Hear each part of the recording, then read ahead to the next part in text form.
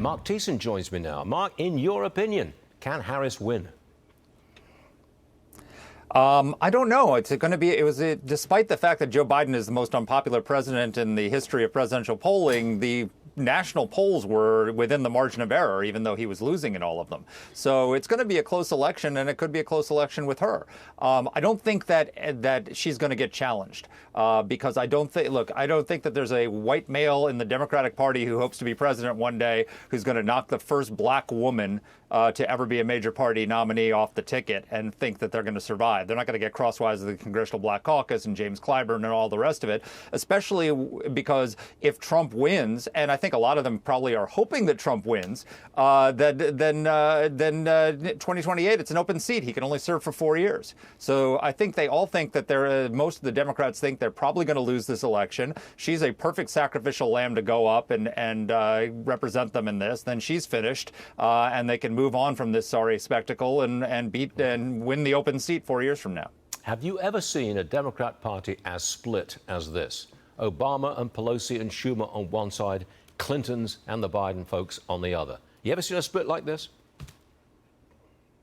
It's a mess. It's a kind of a civil war in a way in the Democratic Party. And look, she's taking the nomination without having ever won a single primary vote in her entire life. Because as you pointed out in your opening, which was terrific, she didn't get to the Iowa caucuses, so she literally had no delegates and no votes in 2020, and she wasn't on the ballot in 2024, so she's got no primary votes. You know who has more primary votes than her? Dean Phillips, Marianne Williamson, uncommitted.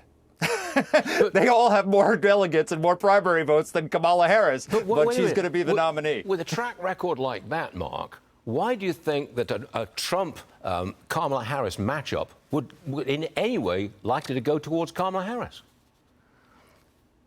I don't think it's likely to go to Kamala Harris, but I don't think it's impossible, just like I don't think a Trump-Biden matchup was likely to go to Joe Biden, but it was possible. He wasn't out of it. I mean, you know, until the assassination, Trump wasn't out of the margin of error in the swing states except for 3 of them. Right. So he was leading consistently. So you can presume that he was ahead because almost every single poll showed him ahead. But he was ahead in most of the states by 2-3 points. There's only 3 states where he was clearly outside the margin of error. So this is going to be a close election because there are a lot of people. I'm going to break news here. There are a lot of Americans who don't like Donald Trump. So, you know, if you John Fetterman had a worse debate than Joe Biden and won his election. Because people didn't like the alternative. If people don't like the alternative, they'll vote for somebody they don't like. Here's something that concerns a lot of people. Biden dropped out of the race by writing a letter, a monumental political movement with a letter. There's no picture of him signing the letter. I mean, nothing like that at all. I want to see and hear from the president. Doesn't Biden need to physically speak out and explain why he's leaving? Of course he has to, and he also has to explain why he's staying in the office. If he's not, if he's not up to being the nominee and running for 4 more years, why is he still in the presidency? But here's the thing also that I'm hearing.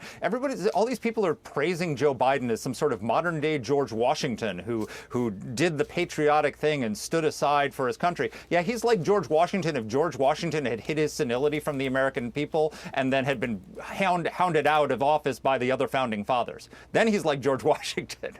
They engaged in a massive cover-up. It's not like he had a stroke or had a sudden illness. They've known for years that he was in this situation, and they'd be backing him to this moment if it hadn't been for that debate and the fact that their cover-up was exposed for the American people for all to see. So there's no George Washington here. And they realized he couldn't win. So he's out. That's the way it is. Marc Thiessen, exactly. You're having far too much fun. You really are, Marc Thiessen, but you're welcome on the program. Well, because I'm on with you, Stu. Oh, get out of here. Marc, you're all right. And we'll see you again real soon. Thank you.